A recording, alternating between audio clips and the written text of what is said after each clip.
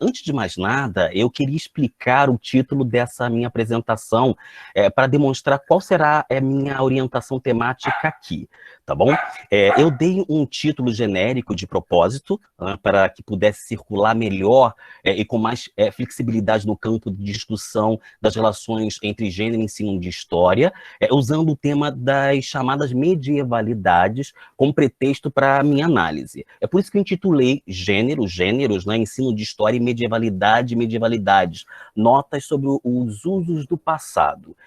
Levando isso em conta, eu dividi essa exposição, essa palestra, em duas sessões básicas, né? A primeira será dedicada a uma espécie de flashback, para contextualizar o tema no âmbito da minha experiência como professor e como pesquisador, ou melhor, das inseparáveis dimensões entre ensino e pesquisa, porque eu não vejo nem diferenças gritantes, nem hierarquias entre elas, pelo menos do ponto de vista ideal, é um horizonte que eu tenho perseguido, e o que eu desejo é contextualizar nessa primeira parte, de uma forma mais adequada, de onde veio essa preocupação com as medievalidades como objeto de investigação histórica e historiográfica, né? Nessa parte, é claro, eu vou aproveitar para dar alguns contornos conceituais, espero que não seja muito chato, né, em relação a isso, mas assim, contornos conceituais um pouco provisórios mesmo, desse termo e como vem utilizando no âmbito do LETAM, que é o Laboratório de Estudos sobre a Transmissão e História Textual na Antiguidade e no Medievo, que coordeno juntamente com o professor Marco Aurélio, da área de Filosofia Medieval aqui da UFBA.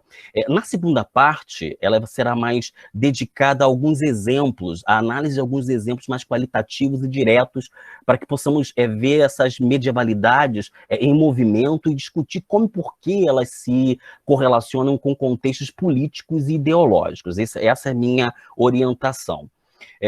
Como o tema das medievalidades, então, e o ensino de história surgiram na minha vida profissional. É claro que eu estou estilizando um pouco, retrospectivamente, essa minha trajetória, e estou esquecendo um monte de coisa. Mas, curiosamente, né, isso ocorreu antes e depois de me tornar professor da Universidade Federal da Bahia. Eu já tinha 10 anos de ensino fundamental e médio que questionava a educação tradicional, conteudista, passivadora de sujeitos, quer dizer, uma educação bancária, como diria o Paulo Freire, que a Cláudia Bovo também se referiu na live dela, e que eu acho que é importante sinalizar, ou seja, uma educação que não valorizava a trajetória de alunos e alunas, né, e reproduzia a dicotomia entre estudantes e professores, em que o docente era visto como aquele que depositava quase que ativamente o conhecimento nos discentes e fazendo tábua rasa muito frequentemente dos alunos e alunas, né? Isso me incomodava permanentemente e desde a graduação, passando pelo mestrado, sobretudo a partir de 2001, quando passei a dar aulas nos municípios de Angra dos Reis e no município do Rio de Janeiro também, né, ao mesmo tempo.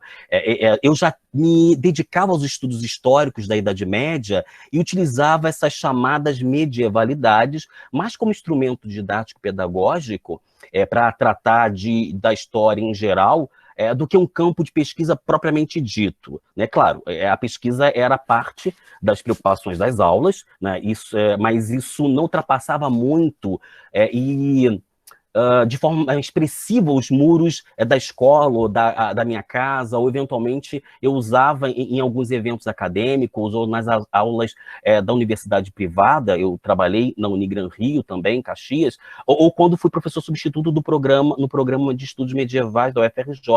Aliás, o PEN foi um dos principais espaços que contribuíram de forma marcante para a minha formação profissional. Então, os usos do passado e essas leituras contemporâneas sobre o medievo eram um mote para eu, por exemplo, começar ou terminar uma aula, servia para diagnosticar conhecimentos prévios, ou mesmo dos alunos e alunas, né? E serviam também como uma forma de ajudar os próprios alunos e alunas a desenvolverem a leitura, a escrita, a interpretação crítica de textos, imagens, de vídeos e lá vai pancada, né? E outras coisas também. Eu usava a Idade Média e outras temporalidades, não só a Idade Média, claro, para ajudar ajudar a ensinar os alunos e alunas a refletirem o mais criticamente possível sobre a maneira de se pensar o histórico. Então, a Idade Média aparecia como pretexto para pensar historicamente. Então, esse seria o meu mote. Então, eu já trabalhava nos ensinos fundamental e médio, né, quando fui professor de uma universidade privada, como eu havia dito, e havia sido professor substituto, como eu mencionei. Em todos esses espaços institucionais, eu usava diversos suportes multimediáticos como parte do material para estudar história e história medieval. Ou seja, eu usei deliberadamente, estrategicamente, acho que a palavra mais correta é esta, né?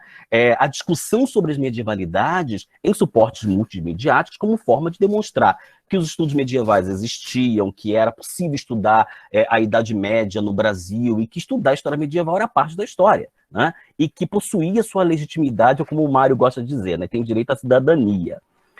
Mas foi quando cheguei à UFBA que tive, eu posso dizer dessa forma, tá? Eu tive condições institucionais para criar e canalizar preocupações dos meus alunos e alunas sobre o tema das medievalidades, né? Eu tenho que admitir, eu acho que alguns alunos estão me ouvindo, e de fato foi isso, né?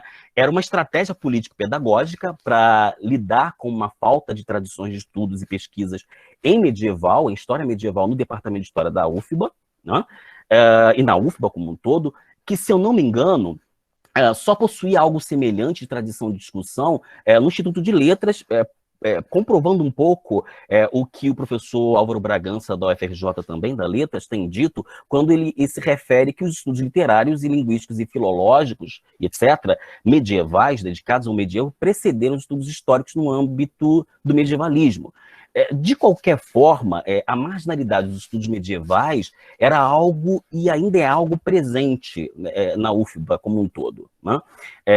E isso não é novidade também da UFBA, né? Porque a gente sabe, todos nós sabemos, que isso ocorreu de forma muito semelhante em outras regiões, né? Isso ocorreu de forma mais tardia, no meu caso, claro, mas as regiões do Sudeste e do Sul viveram a relativa marginalidade dos estudos medievais no Brasil antes da década de 90, né? E eu acompanhei um pouco essa parcela disso, quando fui graduando e fiz mestrado, etc. E assim por diante. Na UFBA, né, os estudos das medievalidades eram, digamos, uma forma que tinha para lidar com a falta de tradição desse campo, né, e também era uma maneira de lidar com certa concorrência de que determinados campos tinham no âmbito da graduação e da pós-graduação, né? Mas, veja, o que era uma espécie de limite se tornou algo potencializador, não só para motivar, criar demandas, e claro, né, captar o interesse dos alunos e alunas, mas a coisa passava pela construção da legitimação do campo em que eu lidava e tentava desenvolver. O que aconteceu? Eu me pergunto, né? Deixei de pensar na concorrência e na disputa por espaço e resolvi somar as preocupações medievais sobre o medievo com outras preocupações de outros campos, áreas, domínios da história e outros campos interdisciplinares. Eu resolvi somar. E acho que ganhei com isso, é a impressão que eu tenho, porque aprendi muito cedo que as relações colaborativas eram algo fundamental. Eu tinha aprendido isso no PEN, né? Eu percebi isso também na UF, né? E como estudante, como aluno da graduação e pós-graduação, e agora estava fazendo isso como professor e pesquisador, né? Ou no desdobramento de como professor e pesquisador na universidade.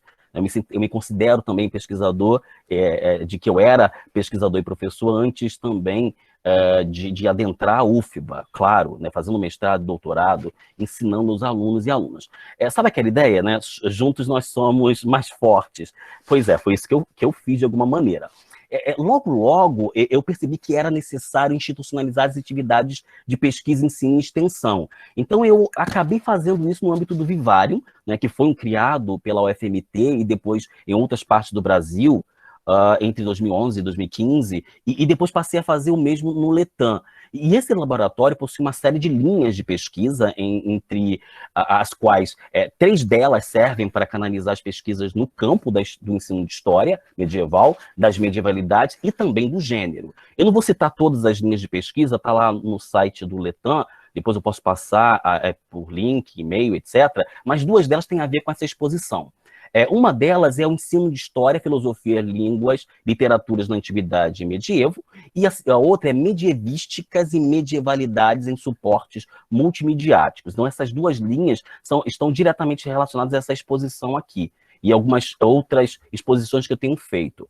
No âmbito do Letã, a gente desenvolve 2 projetos que tentam combinar uma preocupação histórica e historiográfica sobre o medievo e uma preocupação com diversas expressões contemporâneas acerca do medievo, sem deixar, obviamente, de generificar ou genderizar tudo isso.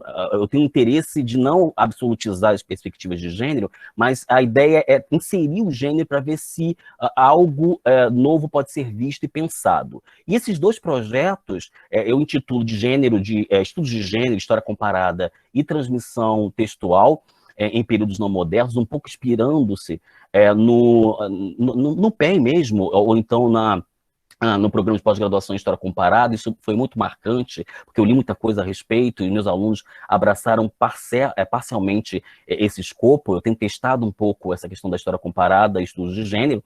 E o outro projeto chama-se e talvez ele seja mais diretamente ligado a essa exposição, né, e às questões das medievalidades, e que eu intitulei de A Idade Média em Múltiplos Suportes Historiográficos e Documentais, pensando a aplicação dos estudos feministas, da história social das mulheres, da história das masculinidades ou dos estudos de gênero para períodos não modernos. Eu incluiria ali os estudos queers, mas eu mantive o texto original.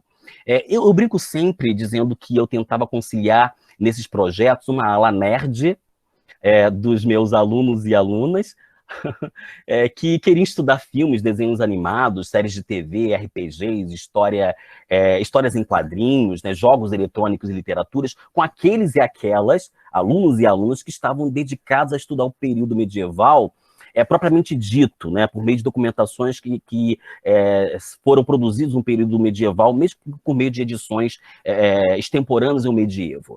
A maioria desses alunos começaram estudando as medievalidades e depois passavam a estudar fontes propriamente medievais, né? De qualquer forma, esses suportes não eram meros veículos ou meios didáticos e pedagógicos, não mais só, porque não se tratava mais somente de estratégias de ensino e aprendizagem para formar alunos.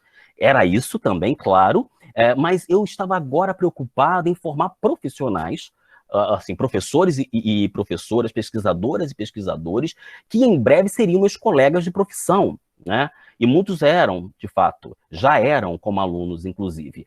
As chamadas medievalidades ou neomedievalidades, ou neomedievalismos, né, tornaram-se uma documentação, cada vez mais, um discurso, uma prática, uma materialidade discursiva. Quer dizer, tanto uma quanto outra, né, eles e elas, das medievalidades, os neomedievalismos, né, deveriam ser historicizadas para a gente, ou historicizados, né, como quaisquer outras fontes, né? Claro, isso já demonstrava um alargamento do que se entendia como fonte ou documento histórico, quer dizer, um processo que precedia o que eu estava fazendo com meus alunos e alunas. Isso não é novidade, a Escola dos Análises está aí, a produção no Brasil e no exterior tem contribuído para isso.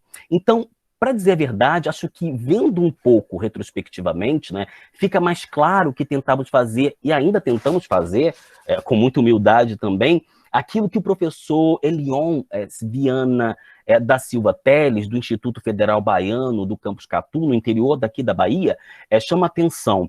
Numa palestra recente na Universidade Federal do Oeste da Bahia, intitulada A História em Jogos Digitais, Representações e Simulações do Passado, o professor, muito acertadamente, do meu ponto de vista, aponta claramente que precisamos romper com algumas dicotomias absolutizadas, ainda consolidadas dentro e fora do ensino superior médio, dos ensinos superior médio e fundamental. Ou seja, o Elion diz que é preciso problematizar alguns binarismos, tais como escolher entre situar-se no campo de ensino de história ou na pesquisa acadêmica, né? Entre formar professores ou formar pesquisadores, entre cursos voltados para a educação e os cursos de mestrado, doutorado, que não estavam ou não eram preocupados com o ensino de história, né? Entre escola e universidade, o que, sem dúvida, e eu concordo com o professor Elion, fragiliza o conhecimento histórico, a produção de conhecimento histórico como um todo, né? A gente pode debater sobre isso, mas eu tenho uma certa impressão que leve conta a isso. E o mesmo ocorre com as dicotomias, por exemplo, e o próprio professor Leon destaca isso, entre saber e lazer, entre afetividade e cognição, entre estudar o que se deseja e gera prazer e o que é necessário investigar. Ou mesmo dicotomias entre real e ficcional, entre precisão historiográfica ou anacronismo histórico, e assim vai. Todos esses binarismos ou polarizações absolutizadas pelo senso comum ou pelo senso comum acadêmico, infelizmente, faziam e acho que ainda fazem rejeitar bastante, né, criar uma rejeição sobre o uso das medievalidades ou neomedievalidades como objeto de pesquisa e como meio didático pedagógico simultaneamente. Isso tem mudado, claro, as iniciativas de muitos grupos e pesquisas têm demonstrado isso, mas ainda considero que essas dimorfias destacadas pelo Elion impactam o uso de discursos, né, dos discursos contemporâneos sobre o medievo e a análise deles, né? A questão não é simplesmente esfumaçar, eu queria só destacar esse detalhe, as diferenças entre essas dimensões, mas isto sim, né, problematizar, né, questionar as relações e suas complexidades ou potencialidades para os estudos de história e de história medieval. Mas, afinal de contas, como é que eu tenho entendido as medievalidades ou as neomedievalidades, né? Há diferenças básicas entre medievalística e essas noções, né, dentro desse medievalismo historiográfico e tudo mais. Para o caso da medievalística ou medievística, para usar o termo que o Álvaro Bragança da UFRJ tem usado e com acerto, porque ele dá outra dimensão, eu trabalhado com a ideia de que é um conjunto heterogêneo, historicamente constituído ou reconstituído de práticas discursivas, né, produzidas pela historiografia institucionalizada, oficial ou oficializada, mas também legitimada pela academia, e que de alguma forma, seguindo múltiplos e complexos aportes teóricos, metodológicos e até epistemológicos, claro, sem deixar a interdisciplinaridade de lado, tá? Procuram identificar, caracterizar, analisar, interpretar e, quiçá, quando a gente tem condições para isso, explicar a Idade Média em seus próprios termos, procurando compreendê-la em contextos históricos específicos ou mais amplos e assim por diante. Já as neomedievalidades, ou para seguir uma tradição mais anglo-saxônica, né, os chamados medievalismos, né, para diferenciar de um medievalismo que a gente pode dizer que é mais genealógico, né, quando contrastado com o neomedievalismo da cultura da mídia, ou da sabecultura e assim por diante, essas medievalidades seriam um conjunto mais disperso e heterogêneo de noções, de valores, de ideias, de representações, imagens, de saberes, de discursos, de atividades, de ações, de experiências, performances e assim por diante sobre a Idade Média. São usos e apropriações e desapropriações extemporâneas ligadas à Idade Média, sobre a Idade Média, né, sem a preocupação central de analisá-la como ela foi ou deve ter sido. Né? Então, as medievalidades ou os neomedievalismos se manifestam em discursos e suportes muito variados, né? E suportes multimediáticos, como filmes, séries de TV, vídeos, textos literários, romances, poesias, os cordéis daqui do Nordeste, né? Iconografia, jogos eletrônicos, RPGs, brinquedos, roupas, feiras comerciais, performances teatrais, musicais, paródias também, capas de disco. Eu tenho um aluno que fez um trabalho sobre capas de disco de rock, ficou bem interessante. DVDs, GIFs, né, memes, hashtags, e assim vai quase que eternamente. Muitos desses fenômenos acompanham o processo em curso de intensa interconectividade das redes sociais, claro, contemporâneas, que aparecem no Instagram, no Facebook, no Twitter, no YouTube e outras modalidades, né, e plataformas, se constituindo como veículos de posicionamentos políticos, ideológicos e culturais.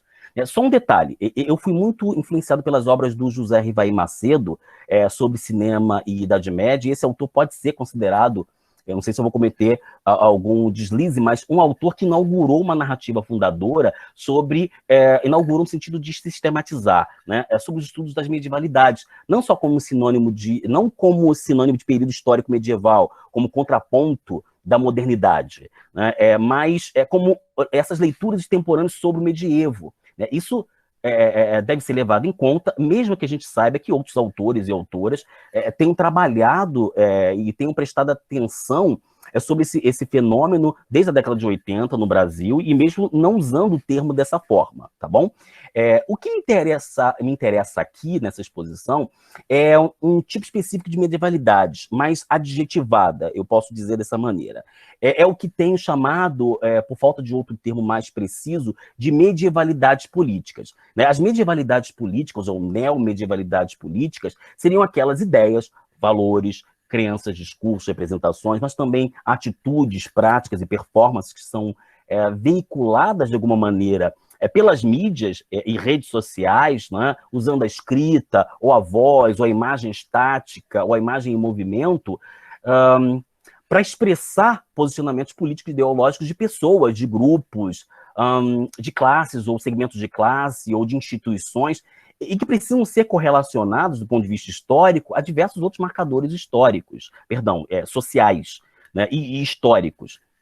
Tais como os aspectos e elementos culturais, religiosos, étnicos, raciais, ou as racializações, né, os aspectos econômico-materiais, como também marcadores políticos, ideológicos, e baseado, digamos assim, eventual e marcadamente fundamentado no gênero, né? Então, esse é um ponto fundamental. É claro que essa preocupação não é exclusiva do Letan, né? Isso já é uma preocupação de outros centros de pesquisa internacionais desde a década de 80 e 90, e nas últimas décadas parece que ganhou status de campo legítimo de saber. É o caso da obra editada por Andrew Lynch e Louise Darcen, né? Eu vou ler o texto, já a tradução, em português para ficar mais fácil, né? Medievalismo Internacional e Cultura Popular, né? International Medievalism and Popular Culture, e parece que não há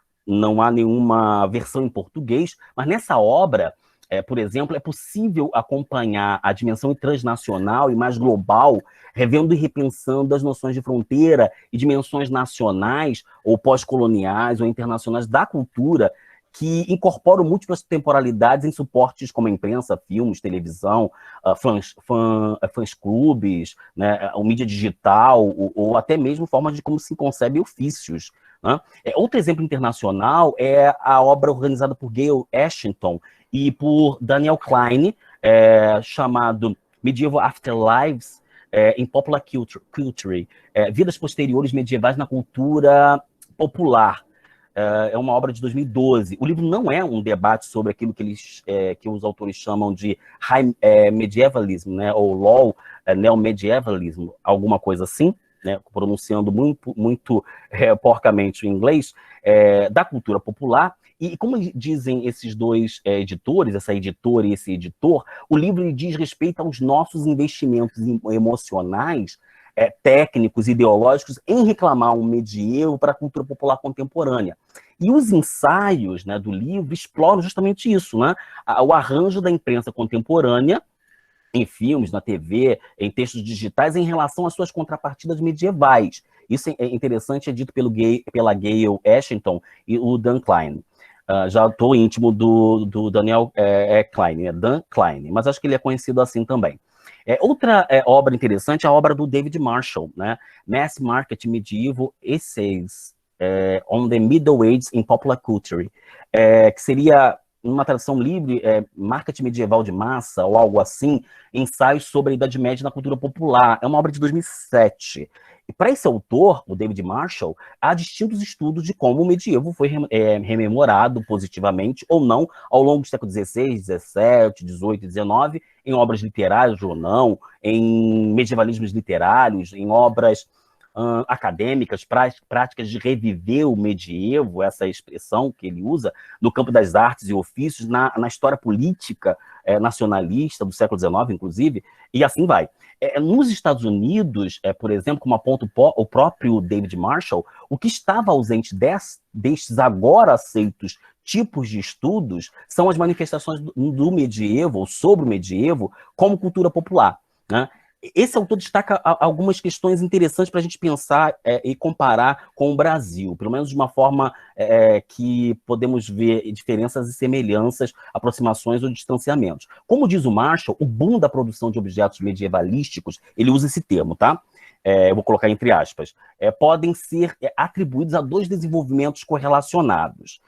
Primeiro, a política dos anos 90, dos anos de governo do Reagan e de Thatcher, né, nos Estados Unidos e na Inglaterra, respectivamente, que alterou e deslocou a economia ocidental para ele, né, eu acho que é uma hipótese interessante para a gente testar, que deslocou a economia ocidental da manufatura para o serviço, ou pelo menos tentou fazer isso, né, e para o consumo de bens, que produziu uma cultura de hiperconsumismo. Nesse caso, foi necessário estimular esse consumismo, aumentar a função estrutural disso, né, e a posição da estética, da inovação e da experimentação. Eu acho uma sacada bem interessante dele, né, do autor. E a inovação, né, e essa questão da inovação, entretanto, não requeria que as coisas fossem empurradas para o futuro. Pelo contrário, elas poderiam ser feitas e permitir retornar de uma forma estilizada ao passado. Dessa forma, o medievo tornaria-se uma fonte de inspiração para a promoção daquilo que ele chama de kitsch culture, né? Que seria aquela cultura de criação de objetos considerados vulgares, né? Baratos, sentimentais e bregas. Há controvérsia sobre o sentido, mas é mais ou menos isso que aparece geralmente nessa noção de kitsch culture. A segunda razão tem a ver com a dimensão mercadológica mesmo, né? E tecnológica. As mudanças rápidas nas técnicas e tecnologias, né, especialmente no campo das mídias, TV a cabo, indústria de home video, games e tal, também contribuíram para isso, né? Além de tudo isso, e ainda seguindo a esteira analítica do David Marshall, percebeu-se que o medievalismo, ele chama dessa forma, né, contemporâneo, popular, eu chamaria de medievalidades, né? Esse medievalismo contemporâneo popular pode ser um barômetro, e isso eu achei uma sacada muito interessante, para as mudanças culturais que estão ocorrendo em torno de nós, né? Demonstrando e velando e revelando desejos, medos, interesses, mas também posicionamentos políticos e ideológicos, né? No Brasil, o que estou fazendo também não é novidade absoluta. A gente precisa também admitir isso, porque a gente trabalha em cima de trabalho dos outros. Porque em outras universidades, outros grupos e pessoas estudam as medievalidades políticas, mesmo que não usem explicitamente esse termo, propriamente dito, né? E isso tem sido feito de forma bastante articulada com o que se tem feito, o que tem sido feito fora do Brasil. É o caso, por exemplo, de um evento organizado pelo Grupo de Estudos em História Medieval da Unimontes, que tem sido muito legal, eu tenho acompanhado. Eu não consegui assistir o evento que eu queria, infelizmente, e não sei se está gravado, eu espero que sim, né? Mas eu recebi um card bem sugestivo sobre a palestra do professor Daniel Wallenberg, né, da Universidade do Tampa, na Flórida, nos Estados Unidos, intitulada As Políticas do Medievalismo Político. Ele também é autor da obra Medieval Imagery, né, em Today's Politics, Imaginário Medieval nas Políticas Atuais, né, uma obra de 2018, recente, relativamente recente. Este evento, juntamente com outros 2 artigos de divulgação do professor Paulo Henrique Pachá, hoje o professor da UFRJ, e que acho que estudou também na UF, me fizeram pensar na politização do que se entende contemporaneamente por medievo, nessa lógica extemporânea, né? Como já trabalhava com o termo cunhado pelo José Rivaio Macedo, me perguntei por que não conciliar a política com as medievalidades, já que faço parte de uma linha que estuda história política num programa de pós-graduação. Eu não poderia deixar de incluir o gênero nessa história, claro, né, e pensando na politização das medievalidades baseadas no gênero. Não dá aqui para falar sobre as várias vertentes dos estudos feministas, da história das mulheres, das várias correntes também, da história das masculinidades, dos estudos queer ou dos estudos de gênero, né? E definir o que estou entendendo por gênero. Basta dizer que tem um monte de trabalhos que podem servir para o estudo e têm sido produzidos com profusão, né? Mas basta dizer que aqui eu sigo uma ideia de problematizar as relações entre homens e mulheres, o masculino e feminino, as masculinidades e feminilidades, ou outras configurações binárias ou não binárias, né? E como elas foram essencializadas, e também questionando um pouco o determinismo biológico, e também tentando mostrar que a perspectiva de gênero está orientada para problematizar as convencionalidades sobre as desconexões entre o que se entende ou vive como as relações sexuais, o sexo, ou os sexos, as sexualidades, os sujeitos, os corpos, as identidades sexuais, as identidades de gênero, né? Sejam as assumidas, né, ou aquelas que foram atribuídas aos sujeitos históricos. O que eu acho mais central para cá é que o problema, né, das identidades de gênero e as identidades sexuais, sejam as atribuídas ou assumidas por sujeitos históricos, esse problema pode ser pensado não só como traço localizado, mas também algo partilhado, fraturado, contraditório, conflituoso, composto, que é recomposto, né, decomposto ao longo do tempo e do espaço, né? E as diretrizes de gênero não estão isoladas das dimensões de outras dimensões de espaço-temporais. É o que considero central aqui, né? Para mim, e para alguns autores, e sobretudo autoras, a historicidade do gênero é fundamental, né? Por isso os contornos, as fronteiras, as transversalidades, o movimento do gênero, as mobilidades, os pesos e as densidades dessas diretrizes de gênero precisam ser identificados, precisam ser caracterizados, precisam ser correlacionados com outros marcadores, dimensões e configurações históricas. Classe, aspectos étnico-raciais, religiosos, etários, né, ou geracionais, econômico-materiais, políticos, ideológicos, assim vai, né? Se levarmos em conta o tema dessa apresentação, não se pode negligenciar os múltiplos impactos que o gênero, ou as diretrizes de gênero, possuem na formação, por exemplo, do docente, da discente, né? Do docente e dos docentes e dos discentes, né? No currículo e nas disciplinas escolares, nos planos de aula, na organização escolar, incluindo na dinâmica social e cotidiana dentro da escola, na cultura escolar, no uso dos espaços, no desempenho escolar de meninos e meninas, e, claro, na formulação e utilização dos materiais didáticos, né? Como livros, os próprios livros didáticos, né? Imagens, textos, filmes, memes, GIFs, hashtags, quando incorporados às aulas. Nesse ponto que se pode fazer uma conexão mais apurada e qualitativa sobre gênero e medievalidades políticas, algo central para desenvolver estratégias mais eficazes, e eu diria até críticas, né? Mas críticas e autocríticas sobre o ensino de história e as formas de como representamos o tempo, as temporalidades, o presente, passado ou futuro. Até mesmo futuros utópicos ou distópicos ou heterotópicos, e assim vai. Veja, vamos parar de teorizar e eu queria ir aos exemplos pontuais e qualitativos, tá bom? Espero que vocês não se chateiem comigo. Deixa eu dar só um exemplo de um vídeo bolsonarista que ficou conhecidíssimo na internet, inclusive tem sido mencionado ou usado por medievalistas, né, e que foi divulgado por um grupo chamado Lux Brasil, né? Se não me engano, ele ainda está vinculado na plataforma do YouTube, pelo grupo jornalístico Poder 360, entre outros sites. Esse grupo somente o 360, né, o Poder 360, naquela perspectiva muito de que o discurso jornalístico é neutro, né, e que distante.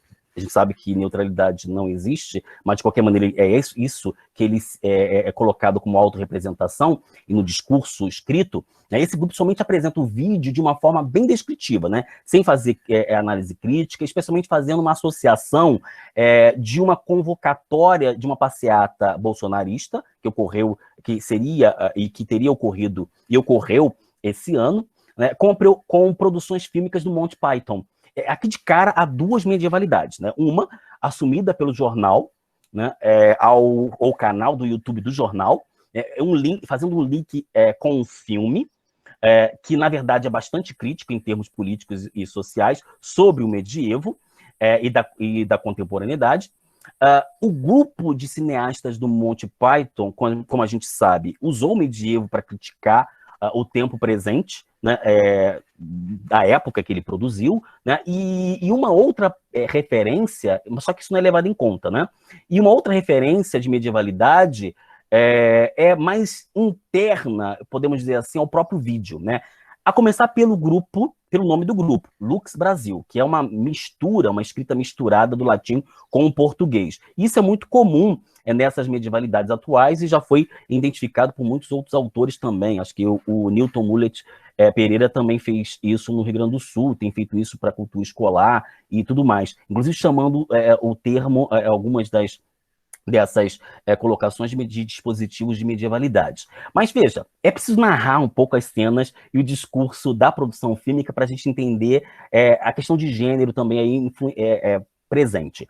O vídeo mostra um homem vestido de cavaleiro, né, com um escudo, contendo um brasão do grupo em azul, com uma roupa branca, né, capacetes estilizados e bem simplificados para se aproximar de uma armadura. Parece que ele economizou, de fato, na caracterização. Ele vai se deslocando de forma triunfante, né, empunhando um estandarte com a bandeira do Brasil. E assim, deslocando-se a cavalo, ele se move em um campo aberto, né, e quase imitando o grito do Ipiranga, né, do quadro do Pedro Américo, às margens de um rio. Eu não consigo deixar de associar arbitrariamente, claro, a essa memória histórica nacionalista, mas o vídeo diz assim, aí de uma forma menos engraçada, mas bem colocada como algo sério, né? Patriotas, venho de longe em sagrada missão, dia 15 de março desse ano, de 2020, né? Venha comigo contra os comunistas e traidores da pátria. Vamos resgatar nosso país, nossa bandeira, ordem com N e progressos, venit ou venit ad lux. Bem, considero que vale a pena explicar melhor o que eu expus mais teoricamente na primeira parte dessa palestra, né? E acho que dá para esclarecer formalmente o jargão do templário de Itajaí do vídeo, né, tal como ele ficou conhecido. Não vou discutir aqui a questão gramatical e porque o templário errou a formulação do latim. Né? Basta dizer que a escrita mais gramaticalmente aceitável hoje seria ordo e progressos, né? Venit ou venit ad lucem, né? Ordem e progresso, venha para a luz ou venha à luz. Quase que de uma forma imperativa. Mas quando eu terminar, talvez, e revisar esse texto para uma publicação, e se ficar legal, né, eu vou passar por muitas mãos antes de publicar, eu vou colocar uma nota explicando o equívoco e o efeito de sentido pretendido por ele. Mas creio que o conteúdo gramatical equivocado se mescla, né, facilmente as bricolagens ideológicas e binárias do vídeo, né? Preciosismo linguístico à parte, né? O vídeo ele tenta conseguir a adesão dos apoiadores do governo, né? Associando o evento convocado a uma cruzada. Isso é muito explícito, né? Para quem conhece um pouco a Idade Média, mas para quem não conhece e trabalha com algumas informações do imaginário sobre o medievo, percebe. A cruzada é o ponto de contato entre os valores ditos nacionalistas e o militarismo, o belicismo, né? A bandeira verde e amarela e a música, que é um dobrado, se eu não me engano, é uma marcha militar, acompanha o personagem e tudo isso reforça a identidade ultranacionalista, já que pressupõe-se que é necessário usar a violência e as armas também para vencer os inimigos. Obviamente, quem são os inimigos? Os traidores da pátria e os comunistas, né? Expostos assim, mesmo de uma forma universalista, né, esses inimigos são essencializados e estereotipados. Né? Por mais que a gente ache subjetivamente ridículo, ou uma coisa meio de doido, meio deslocada e irreal, e digamos que os próprios bolsonaristas e a imprensa alinhada à direita não escondem isso, né? O vídeo tenta costurar e tenta suturar, de alguma maneira, pelo menos 5 pautas ou orientações políticas bolsonaristas, né, usando a estética cavaleiresca das cruzadas medievais. Um é o mais óbvio, né, o belicismo, o militarismo. O segundo é o anti-esquerdismo travestido de anticomunismo. O segundo, e aí na perspectiva de gênero, há uma hipervirilidade masculina. Outro seria o uso intenso da interconectividade das redes sociais para fazer propaganda dos seus grupos. Não preciso dizer que a marca Lux Brasil aparece em vários momentos, né? No canto direito, e embaixo do vídeo, no escudo e no cavalo. E tem uma última, né? Que seria o binarismo simplificado e absolutizado entre luz e trevas, entre ser de direita e ser de esquerda, ser nacionalista ou comunista, ser patriota ou ser traidor. Claro, gente, a gente tem que contextualizar de uma forma mais ampla. Essas associações com o medievo, as cruzadas, não são algo isolado e produzido no Brasil somente com exclusividade. E também não é algo recente. Eu acho que existe uma questão de espaço temporal que precisa ser levada em conta. O bolsonarismo reedita a experiência de um passado estilizado e nacionaliza a experiência de outros países. Só para citar um exemplo que foi trabalhado por um autor que eu gosto muito, chamado Andrew Elliott, numa obra intitulada Medievalism, Politics in Mass Media, né? Appropriating the Middle Ages in the 20th Century. Medievalismo, política e mídia de massa, né? Apropriando-se da Idade Média no século XXI. É publicado em 2017 também, relativamente recente, mas não tem em português também. Esse autor, o Andrew Elliott, diz que o governo de George W. Bush, né, criou e estimulou uma propaganda política de guerra armada contra, não sei se todo mundo se recorda, alguns são mais jovens, mas contra o Osama Bin Laden, né, representando como se fosse uma guerra do Oriente contra o Ocidente, entre civilização ocidental e moderna, da liberdade no estilo liberal burguês americano contra a civilização oriental como algo que simbolizaria, entre outras coisas, o regressivo, o violento, o supersticioso, o primitivo, o antimoderno, deixa eu ver mais alguma coisa, o não tecnológico e, sem dúvida, algo estilizado e simplificado, e fazendo uma associação entre Guerra Santa e Cruzada, de um lado, e a guerra contra o terror, de outro. E, por vezes, eu acho que é bem importante isso, né? Reproduzindo uma associação do medievo ocidental como sinônimo de medievo em geral, né? Sem pensar em outras idades médias, como diria lá o Bruno Shoa, no evento que ele organizou na UFPE. Veja, é aquilo que o Andrew Elliott chama de banal medievalism, acho que é banal medievalism, algo assim. O meu inglês está macarrônico, né? Mas seria esses medievalismos banais, né? Ou que ele chama de bricolagens do ideológico. Isso é bem interessante a gente colocar. Há diversos memes que têm o mesmo sentido de bricolagem ideológica que foram trabalhadas pelo Elliott. O Paulo Pachá, que eu citei, do PEN da UFRJ, que estudou na UF, tem estudado isso, demonstrando a relação entre anti-islamismo, né, racismo, anti-esquerdismo, anticomunismo e misoginia. Ele tem um projeto de pesquisa e uns 2 textos sobre isso, como eu falei, acho que eu me referi muito mais rapidamente, mas ele tem 2 textos sobre isso, acho que um em português e outro em inglês, e é muito interessante, e vale a pena ler, né? Na minha pesquisa, eu, tal como o Pachá, eu encontrei vários sites criadores de memes, né? Auto-intitulados, assim, precisamente, pelo menos um deles coloca assim, né? Humor medieval de qualidade, Deus vult, né? Deus quer, numa clara alusão à chamada do Papa medieval do final do século XI, de Urbano II, né, para incentivar a organização da Primeira Cruzada. Isso foi trabalhado pelo Pachá.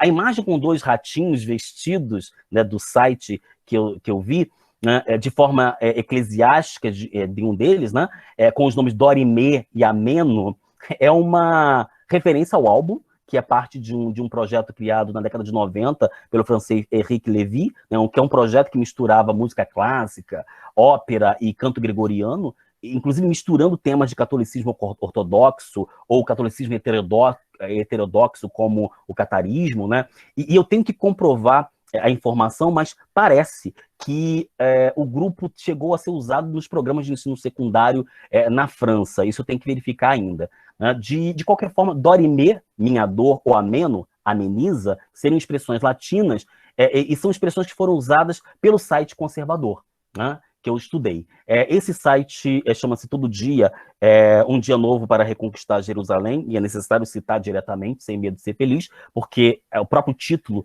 representa essas medievalidades políticas, e com o subtítulo, um endereço facilitador de procura na rede, chamado @cruzada ocasional.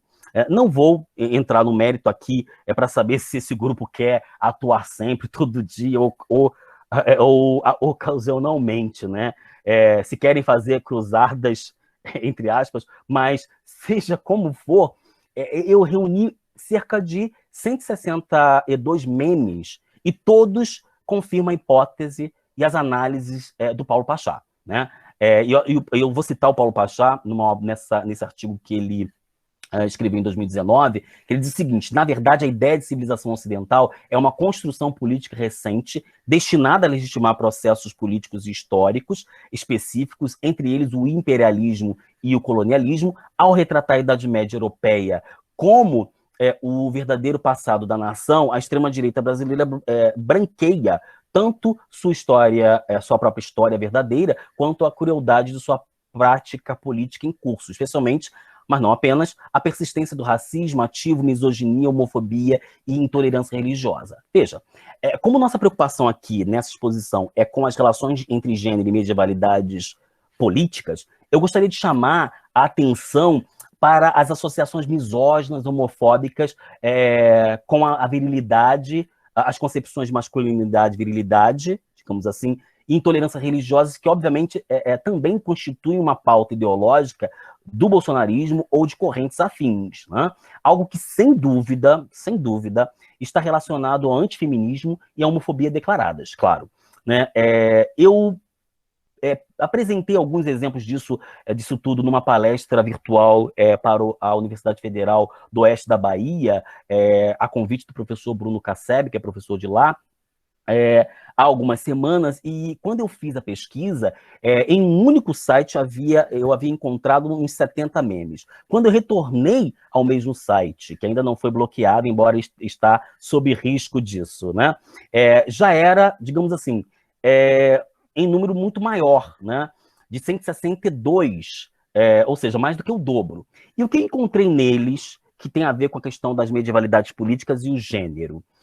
Abunda imagens que associam uma postura antipopular, né, de determinadas categorias sociais, numa postura assim, masculina, claramente elitista, representando uma oposição a grupos de funk ou contra o futebol.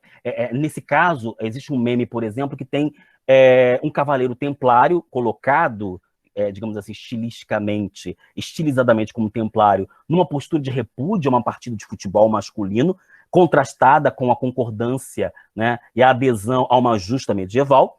Abundam, por exemplo, imagens de homens vestidos ou não de cavaleiros templários, alguns deles somente com capacete medieval estilizados, capacetes estilizados com roupas atuais, mas ainda assim empunhando armas modernas de pequeno ou grosso calibres.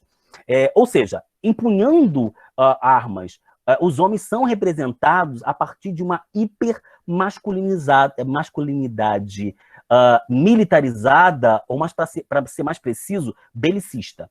E para variar, não variando, claro, há inclusive montagens sobre o próprio Bolsonaro vestido de cavaleiro templário, aspas, né?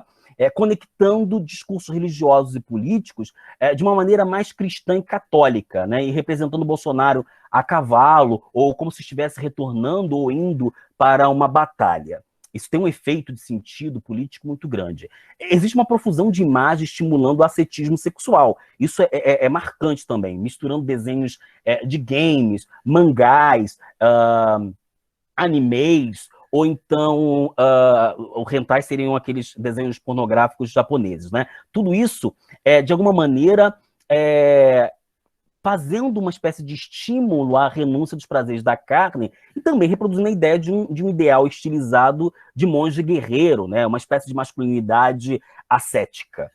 Há uma imagem muito curiosa também, que dá para a gente analisar, de uma represa associada aos templários. A água aparece assim de um lado como associada aos hereges, e a cidadela embaixo, correndo o risco de ser inundada, né, embaixo da represa, a ser protegida pela civilização ocidental. A represa seria a civilização ocidental. Há memes contrastando, isso é curioso também, homens numa passarela de moda, de um lado, e um templário viril paramentado com armadura de outro, e seguindo essas posturas políticas claramente homofóbicas, se representa um homem europeu de antes, essa é a frase que aparece, né, de uma forma bem universalista, né, ou homem europeu de antes, né, um cavaleiro e um homem europeu atual, né, utilizando o singular universalista, o homem, né, o ser masculino, em que se coloca uma fotografia de um homem LGBT. Num evento de rua, aparentemente, né, a favor da imigração, em claro contraste binário. Né? Tem um meme bastante eurocêntrico e colonialista, e bem anacrônico também, né, que contrasta os cachorros de antes, né, sobrou até para os cachorros, né, com duas imagens e com as palavras sem concordância verbo-nominal, né, e nesse meme há, de um lado, um soldado espanhol e um cachorro, e os dizeres sobre o cachorro de antes, combinando vários marcadores sociais de gênero. Ele diz assim, mais ou menos, eu anotei para não esquecer, né? Conquistava, ele usa o singular, conquistava o cachorro, né? A América, usava armadura, lutava contra canibais, tinha patente militar, era católico, diz o meme. Do outro lado, o cachorro de hoje, o termo é colocado, os cachorros de hoje, usando uma fotografia de um poodle branco, bonitinho, com laçarote rosa na cabeça e vestido com as cores dos movimentos gays, dizendo assim, tem medo de rojões, só, né? O cachorro, assim, de uma forma bem clara, hein? Você tem profusão de caracterizações para um lado, né? Os cachorros de antes, e uma pontual para o cachorro vestido, inclusive, com as cores do movimento gay, né? Até o cachorro era uma metáfora de desvirilização estereotipada nesse tipo de uso do passado, né? Com isso, o meme dá um recado, claramente. Os LGBTs no presente são fracos e não viris, né?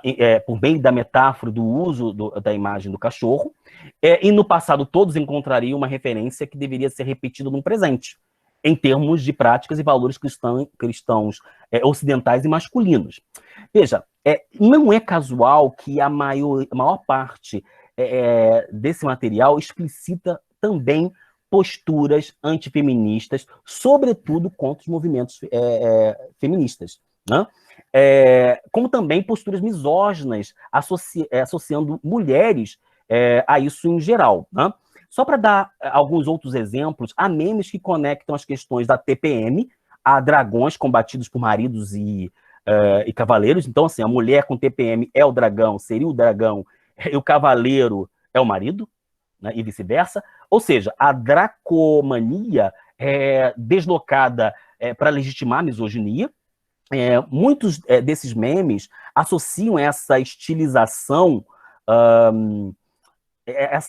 associam essa estilização do medievo às ideias de combate cristão e cruzadístico contra os hereges e bruxas, reproduzindo uma intolerância religiosa.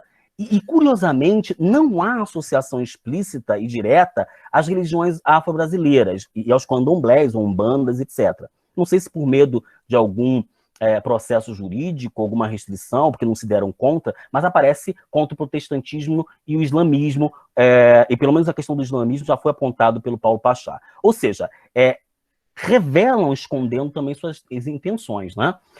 Mas eu considero que a postura tem potencial para servir para que as pessoas usarem para outras religiões, inclusive as de matrizes afro-brasileiras. Né?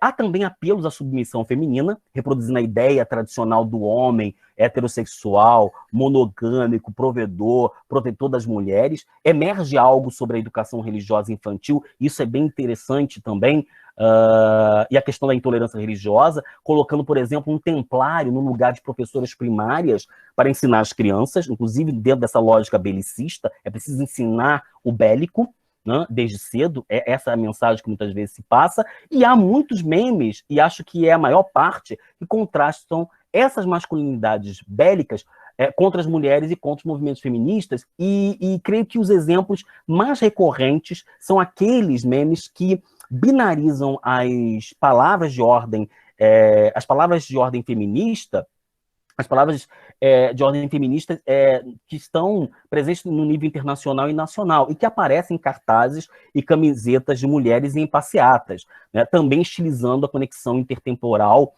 que dizem assim, mais ou menos, né? Nós somos netas, esses movimentos feministas colocam isso, né, em cartazes, camisetas, etc. Nós somos as netas das bruxas que vocês não conseguiram queimar. E esses dizeres feministas são contrapostos nos memes com as palavras de homens vestidos de cavaleiros com tochas na mão, com os dizeres assim: e nós somos os netos dos inquisidores que queimará o resto que sobrou. Eles erram a concordância, né? Mas reparem no uso do futuro como um projeto de sociedade, né? Além de tudo isso, o meme mistura inquisições medievais e inquisições modernas, sem diferenciá-las, relacionadas de uma forma mais complexa, né? E ainda usa o passado para veicular uma postura política antifeminina e antifeminista.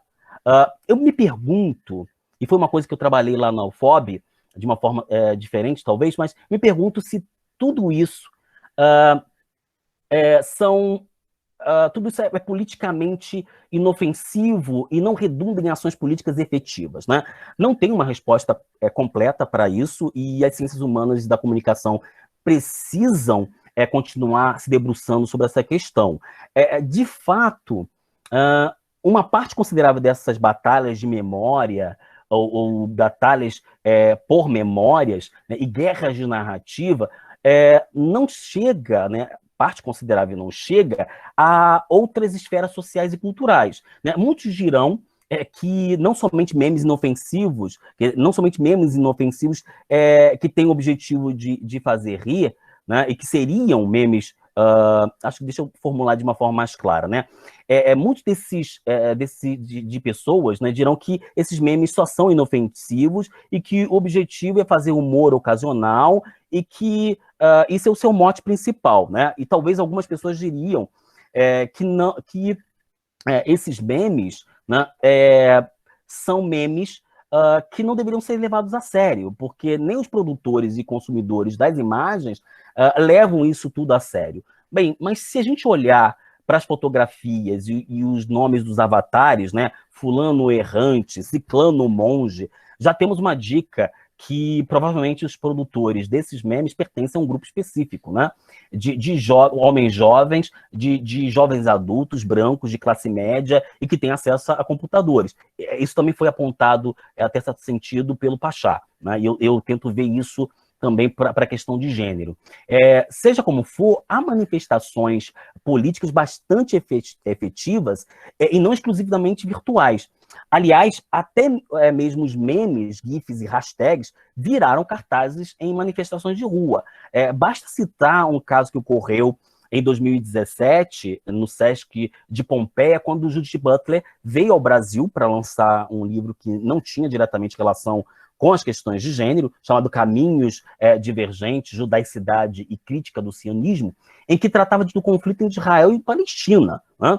E foi para participar de um colóquio, e se eu não me engano, o colóquio se chamava Os Fins da Democracia, né? Isso ocorreu, como eu disse, em 2017. Bem, embora a autora seja conhecida na academia, né, por uma outra obra chamada Problemas de Gênero, Feminismo e Subversão da Identidade, que foi lido muito tardiamente e publicado tardiamente no Brasil, a manifestação que ocorreu no Sesc, em São Paulo, reuniu pessoas contra e a favor, né, de Judith Butler. Assim, além dos cartazes contra e a favor, houve uma queima de uma boneca carregada em um estandarte, né, representando Butler, com o rosto dela, né? Era uma boneca vestida de preto com chapéu de bruxa e sutiã rosa, acho que eu me lembro mais ou menos disso, que reproduz a estética dos filmes americanos e do Halloween. As imagens que ficaram registradas na imprensa, né, para mim, constituem, eu acho que é um pouco por aí, né, uma crônica dessa guerra de narrativas, né, que não ficam só, eu preciso deixar isso claro, né, no plano virtual, não fica só no plano virtual. E dependendo do estímulo contextual de disputas políticas, geram ações que tentam ser legitimadas e perpetuadas. Butler, digamos assim, a Judith Butler, foi associada diretamente como uma espécie de promotora da ideologia de gênero, né? Então, cara, para esse debate do campo da educação, né? Só para ilustrar, né? Eu peguei um vídeo que foi divulgado no Intercept Brasil, que fez uma coisa muito interessante ao colocar as imagens e os discursos dos dois lados, né? Os que foram contra ou a favor. Quando a gente separa e serializa os discursos, dá para perceber claramente as posições políticas e a contraposição entre ciência e senso comum, entre estudos de gênero e posturas ideológicas essencialistas, né? De um lado, por exemplo, havia diversos grupos orientados ideologicamente para negar o que chamam de ideologia de gênero, visto como algo digamos assim, um projeto das esquerdas, né? Algo que seria redundado, promovido pelos grupos degenerados sexualmente, né, e que atuavam estrategicamente contra a família, aspas. Obviamente, a concepção de família aí é bem marcada, é bem específica, apesar de ser colocada de uma maneira universalista. Tal família é vista como nuclear, heterossexual, heteronormativa ou heterocêntrica, formada por um homem e uma mulher, né, cujos papéis é educar seus filhos de forma binária, seguindo o que acreditavam ser o biológico e nos preceitos cristãos. A família patriarcal, conjugal, monogâmica e heterossexual e branca. Né? É claro que isso também se tratava de uma pauta liberal em que a educação dos filhos são responsabilidade da família, é visto assim, né? Da família heterossexual contra o que se consideravam incentivos, e essa associação é direta, né? A zoofilia, a pedofilia, a homossexualidade. Isso colocando, assim, de uma forma bem direta. É um discurso essencialista, claro, conservador, antidemocrático, né? Anti-intelectualista, ou como diria o próprio Luiz Miguel, lá da UNB, também cognofóbico, né? De um lado havia, também do outro lado havia, no vídeo divulgado pelo The Intercept Brasil, digamos assim, manifestações que tentam mostrar mostrar o gênero como parte das pautas democráticas, né, de luta e combate às discriminações e desigualdades sociais, de maiorias exploradas ou de minorias numerosas, mas também discriminadas. Não dá para separar esses casos de medievalidades políticas, do contexto neoliberal e capitalista, né, e do recrudescimento das pautas conservadoras, especialmente da movimentação encabeçada pela escola sem partido, pelo MBL. Né? E aí a gente está cansado de falar sobre as ideologias de gênero, mas parece que isso está lá presente. Né? A ideia de que o conhecimento tem que ser absolutamente neutro e imparcial, o que não existe em lugar nenhum, né? O que não quer dizer que a gente não possa ter posturas e reproduzir e construir posturas científicas e éticas. Reproduz a ideia de que os professores e professoras são doutrinadores inveterados de esquerda, o que está longe da realidade, porque o desafio hoje é justamente enfrentar a dificuldade de influenciar e os alunos e alunas e concorrer com as mídias e outras instituições, como a família, a igreja, né, para persuadir os nossos alunos a pensar criticamente, né? A ideia de que a responsabilidade da educação das crianças é exclusiva dos pais, estilizadamente falando, reproduzindo aquela ideia de meus filhos e minhas regras, né? Imagine vocês se tivermos pais e mães responsáveis e violentos, né? Que tipo de educação eles deveriam e poderiam dar. Né? Sustentando a escola sem partido, há ainda a ideia de que é preciso censurar e controlar a produção de conhecimento, o que é inconstitucional, claro, né? Sem dúvida, e por fim a ideia de que não se pode difundir a ideologia de gênero nas escolas. Veja, é claro que em ambos os lados tem ideologia e posicionamentos políticos, mas inegavelmente há hierarquias e validades cognoscitivas totalmente distintas e não dá para colocá-los no mesmo cadinho, né, como interpretações horizontais. Como coloquei em outra ocasião, num e-book, né, chamado Estudos de Gênero e História, Transversalidade, que é um e-book de 2018, né? O termo ideologia de gênero se constituía como um conceito, como um dos conceitos aplicados dentro e fora da academia para auxiliar na descrição, interpretação, análise e explicação de múltiplos e dinâmicos complexos fenômenos sociais e históricos. Nessa pauta, ele também servia para denunciar as assimetrias e hierarquias entre homens e mulheres, masculino e feminino, ou as masculinidades e feminilidades. O problema é que agora, curiosamente, né, por ironia da história, se usa o termo, inverte-se a sua valência e usa-se esse termo para intensificar as objeções e posicionamentos políticos, execrando, por exemplo, o que representaria o gênero. Então, essa é a questão.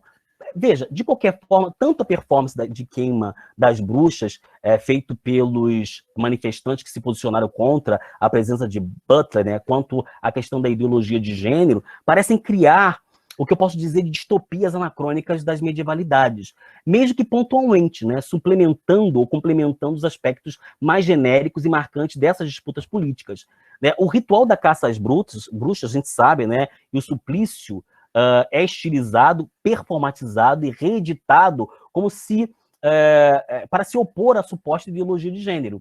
Sabemos que a intolerância, claro, fazendo um histórico aqui mais medievístico ou medievalístico, né? A gente sabe que a intolerância às religiosidades ou práticas mágicas foi um processo longo, complexo, contraditório e, claro, comportou em exclusões de mulheres de diversas esferas sociais. Como diria a Silvia Federici, numa obra chamada... deixa eu me lembrar, Caliban e a Bruxa, Mulheres, Corpo e Acumulação Primitiva, em algumas versões em espanhol, Acumulação Originária, que é uma obra de 2004, resultado da tese dela, né, de doutorado. Para ela, assim, para se entender o advento do capitalismo, é preciso não somente estudar a expulsão dos camponeses por meios de cercamentos ou do processo de conquista e colonização e da escravidão, como também a criação de trabalho expropriado, como também é preciso estudar o cercamento, a expulsão dos camponeses, o processo de colonização e escravidão, né, mas também a caça às bruxas, incluindo aí as mulheres nessa história, né, para quebrar esse androcentrismo. Ela é marxista, feminista e estudiosa do mundo do trabalho, né, e a Federici, ela incorpora essas demandas e tenta relativizar as teorias marxianas, Foucaultianas e feministas, sejam as liberais ou as socialistas. Mas, de qualquer maneira, ela chega a trabalhar com a ideia de que é preciso analisar a transição do feudalismo para o capitalismo, pensando nas mudanças que o capitalismo introduziu no processo de reprodução social, sobretudo na produção da força de trabalho, né? Por meio de trabalho, da imposição de trabalho doméstico e não assalariado para as mulheres. E por isso que é necessário a gente pensar também no trabalho doméstico, na vida familiar, na educação de filhos, na sexualidade, nas relações entre homens e mulheres, na relação entre produção e reprodução na Europa desse período de final da Idade Média e início da Idade Moderna. Né? Eu não vou entrar mais na perspectiva da Silvia Federici, porque ela é fundamental nesse ponto, até para a gente testar um pouco as hipóteses dela, as hipóteses que ela tem apregoado e tem desenvolvido, porque ela tem uma visão mais macro e interessante, né? E diante desse todo esse processo, a gente não pode esquecer que houve uma espécie de feminilização acompanhada por um processo de heresialização das práticas mágicas, de religiosidades e de heterodoxias, né? A caça às bruxas e a transformação da bruxaria e feitiçaria em transgressões passíveis de processo inquisitorial e de punição em tribunais seculares ou monárquicos, né? De prisão e morte, eu posso destacar, são algo mais moderno do que medieval, né? Com isso, eu não estou dizendo que as heterodoxias eram toleradas na Idade Média, porque a gente sabe que não eram, efetivamente. Porém, é um equívoco historiográfico achar que era algo estritamente medieval. Quer dizer, eu tenho percebido isso ao orientar um aluno chamado Lucas Vieira, que trabalha o tema das bruxarias e feitiçarias no medievo castelhano na passagem do século XV e XVI, e uma aluna chamada Sulamita Lima, que pesquisa o mesmo tema para a Bahia, para o recôncavo da Bahia, mas não só, né, dos séculos XVI e XVII. O Lucas tem estudado os casos de mulheres curandeiras e parteiras que foram perseguidas em Castela por autoridades judiciais, jurídicas locais e pela corte monárquica, justamente pelos conflitos comunitários também, né? E fica claro que os objetivos dos tribunais monárquicos eram de tentar controlar esses sujeitos e seus corpos, né? Essas figuras femininas e suas atividades domésticas e não domésticas. A Sulamita trabalha a questão da bruxaria no recôncavo da Bahia, no período das visitações inquisitoriais, e demonstrou na sua dissertação, já defendida, que muitas dessas mulheres ganhavam recursos, tentavam se, por meio da venda da cura e de práticas de religiosidade. Inclusive, elas foram solicitadas para intervir, por exemplo, em casos de violência de maridos contra as mulheres. Enfim, talvez por isso que elas tenham acabado de cair, né? Acabavam caindo nas garras institucionais dos visitadores inquisitoriais, ganhando algumas inimizades, né? Voltando para Butler, já me encaminhando para o final, nas posturas anti-Butler, ideologia de gênero, há uma espécie de prolongamento estilizado e político da caça e punição, da caça, da fogueira das bruxas, né? Um medievo aceitável, né, para combater um inimigo simbólico, efetivamente. Quer dizer, o símbolo aqui também é poderoso, mas vejam, as medievalidades políticas não são exclusividades de posturas conservadoras ou reacionárias e protofascistas, tá? A jornalista responsável pelo texto do Intercept Brasil, embora crítica e movida por valores democráticos, inegavelmente, claro, né, que valorizam a diversidade identitária, também reproduz o estereótipo inverso, né? Também anacrônico e explícito, associando ou aproximando o medievo genérico ao evento do Sesc Pompeia. Ela diz assim, né? Muito claramente, aproveitando a passagem da feminista, lésbica, judia, ativista LGBT e teórica queer, Judith Butler pelo Brasil, um grupo de direita se inspirou livremente na Idade Média para promover uma caça às bruxas, né? Em pleno 2017, fazendo uma queima simbólica da filósofa em um protesto em frente ao Sesc Pompeia na terça, em São Paulo. Empunhando crucifixos, manifestações atearam fogo em uma boneca vestida de bruxa, com o rosto de Butler aos gritos de queimam as bruxas. Bem, vou passar agora para as considerações finais, né? E para concluir, o que eu tentei fazer, né? Eu tentei definir alguns contornos do que tenho entendido por medievalidades e neomedievalidades. Obviamente não há consenso sobre o sentido desses termos, né? E nem sempre eles são usados. No Brasil, tem tido quase o mesmo sentido de medievalismo popular, ou medievalismo banal, ou neomedievalismo, se a gente considerar as tradições historiográficas anglo-saxônicas ou americanas mesmo.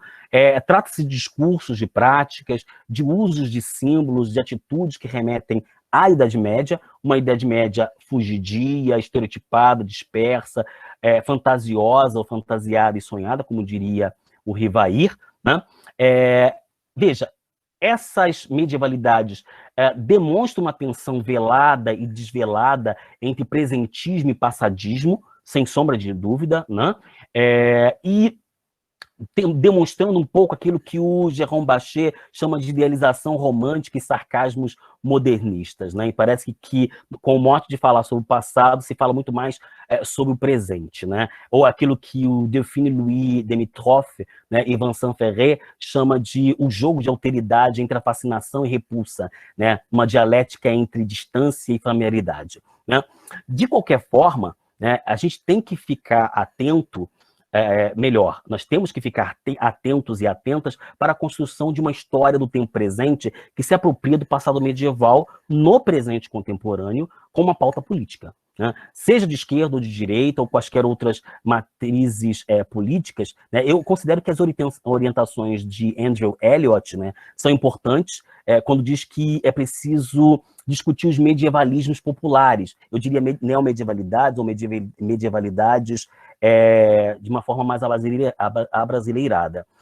Procurando identificar, claro, as formas de expropriação da história, repetição, retransmissão e assimilação, também tradução e modificação dos objetos, de conceitos, de símbolos associados ao medievo. Eu considero muito importante também combinar uma perspectiva vertical e diacrônica, né, de análise, que tem o escopo de comparar o que é ou não medieval, né, nesses suportes multimediáticos, as várias mídias sociais e outros medievalismos de massa online, como diria o próprio Eliot, mas é fundamental também a gente discutir de maneira mais horizontal e sincrônica, ou seja, pensá-los como parte de um contexto contemporâneo que combina e descombina múltiplas temporalidades a fim de servir a propósitos políticos que é o do aqui e agora, ou dos últimos tempos. Não vejo também, e já estou me encaminhando para o final, né? Não consigo, eu não me vejo como deixando de associar essas medievalidades políticas à multiplicidade de concepções de tempo, né, vigentes hoje. E não dá para deixar de associar a politização das medievalidades à politização do tempo como um todo. Como diria o Rodrigo Turim, ele não fala das medievalidades, fala da politização do tempo. Eu me aproprio e altero um pouco aquilo que o Rodrigo Turim colocou num artigo muito interessante que saiu nesse mês, chamado Tudo ao Mesmo Tempo, né? Pandemia nos confinou a diferentes dimensões temporais. Né? E da mesma forma, eu também não consigo deixar de identificar uma politização genderizada do tempo e das medievalidades, de formas combinadas. Né? É importante não deixar esse aspecto de lado, porque parece que os aspectos analisados por aquilo que a gente chama de história pública ou pela história global, afetam, né, concepções da historiografia. Basta lembrarmos do meme feito sobre duas concepções dicotômicas tensionadas de história, né, provavelmente um meme argentino, não sei se vocês já viram, né? Realmente a gente nunca saberá de onde vem, mas que está na internet rolando, né? Que mostra assim, uma imagem binária, né? Uma com uma imagem de um cachorro, de novo os cachorros, né? De um tamanho normal, representando os historiadores do século XXI, com a legenda em espanhol assim: escrevi uma tese sobre a influência do peronismo em uma multiplicidade do norte de Santa Fé de 46 a 47. E uma outra imagem representando os historiadores do século XIX, né, com um cachorro robusto, né, hiperbombado, né, hipertrofiado, né, hipermasculino, parecendo o Johnny Bravo e um halterofilista, né, portanto, completamente irreal.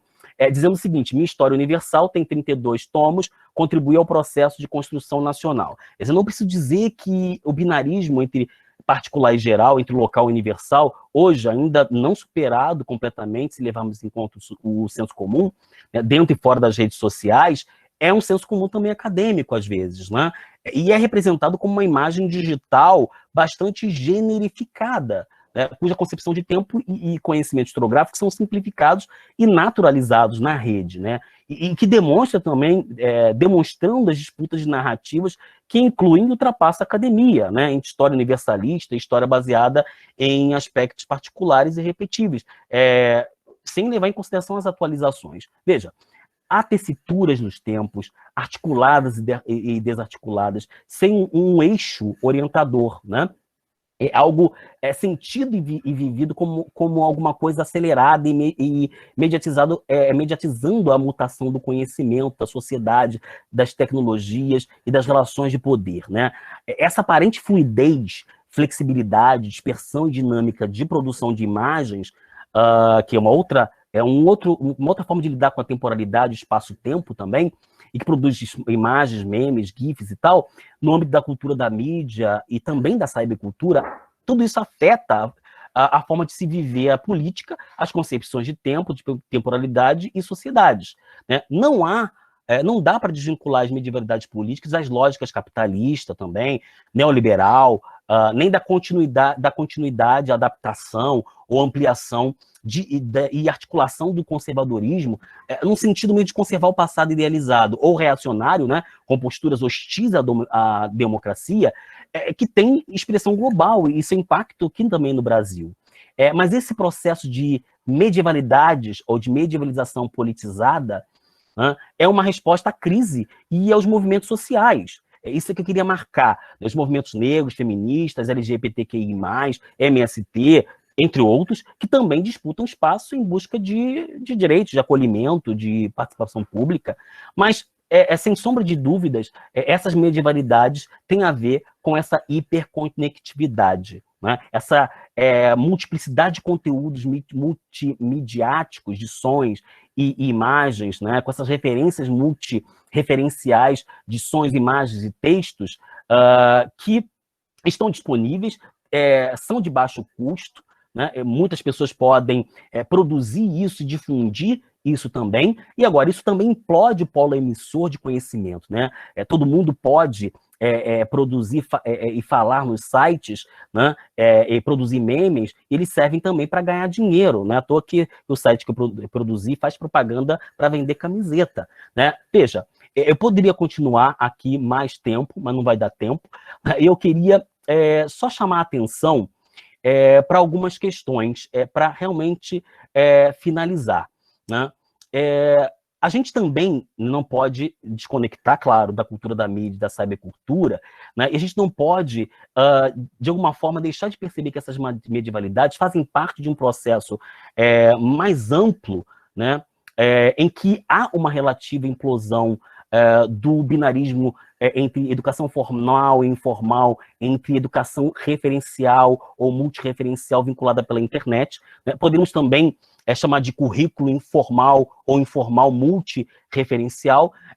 Veja, podemos trazer o informal, sem dúvida, para as atividades de educação formal, de forma não quantitativista, não conteudista. A questão é que essa multireferencialidade é adotada politicamente por grupos e subgrupos em rede, sem pontas, que têm interesses e disputam lugares dentro e fora do Estado, né? Essa multireferencialidade, embora gere empolgação, sendo importante, claro, não é neutra, né? E a educação histórica, por meio das redes sociais, pode gerar tanto posturas e conhecimentos críticos como acríticos, né? Como disse o próprio David Marsh, num estudo sobre medievalismo popular que eu citei, né? O estudo dessas medievalidades também podem gerar uma preparação dos medievalistas para ensinar seus temas, porque, por mais estranho que pareça, né, ao explorarmos as medievalidades em sala de aula, pode-se discutir as visões que estudantes têm sobre os temas, especialmente porque muitos deles conhecem o medievo por meio da mídia popular, das medievalidades, dos games, da fantasia de cultura gótica, né, dos contos infantis literários, dos romances, dos filmes, jogos eletrônicos e, claro, dos memes, como eu coloquei. Quanto mais fazemos isso de forma permanentemente crítica, precisa e científica, tanto melhor para a educação, nos ensinos fundamental, médio e superior. E, claro, precisamos fazer nas doses e dimensões adequadas aos projetos políticos pedagógicos, a maturidade, adequando a maturidade dos alunos e alunas, mas também reforçando as inseparáveis áreas de atuação do ensino, pesquisa e extensão dentro e fora das universidades. Bem, eu vou parar por aqui, acho que já falei muito, né? E eu paro agradecendo ao Mário Jorge e ao Translatio pela oportunidade de falar um pouco mais sobre o que estamos fazendo aqui na Bahia, na UFBA e no Letan, no Departamento de História, e agradeço igualmente ao público que me acompanhou até agora. Espero que eu não tenha sido muito chato e falastrão, tá bom? Mais uma vez, obrigado.